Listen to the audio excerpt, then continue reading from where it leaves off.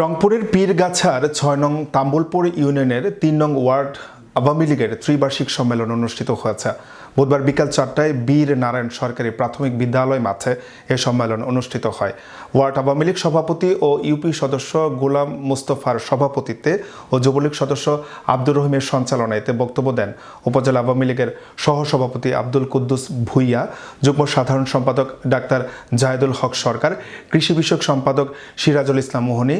সাংগঠনিক সম্পাদক জাফর ইকবাল, শফিকুল ইসলাম বিপ্লব ও মজনু মিয়া, মুক্তিযোদ্ধা বিষয়ক সম্পাদক মুখলেসুর রহমান পলাশ, সাবেক কোষাধ্যক্ষ আবুল কালাম আজাদ খোকা, আইন বিষয়ক সম্পাদক অ্যাডভোকেট কামরুল হাসান কাজল, তাম্বুলপুর ইউনিয়নের সাবেক চেয়ারম্যান রওশন জমির রবু সর্দার, ইউনিয়ন ভারপ্রাপ্ত সভাপতি আব্দুল হোসেন ও সাধারণ সম্পাদক শাহিন সর্দার, ওয়ার্ড আওয়ামী লীগের সাধারণ সম্পাদক আব্দুল মতিন প্রমুখ। এছাড়া উপস্থিত ছিলেন উপজেলা, ইউনিয়ন ও ওয়ার্ড আওয়ামী লীগের নেতাকর্মী সহ অঙ্গ সংগঠনের নেতাকর্মীরা।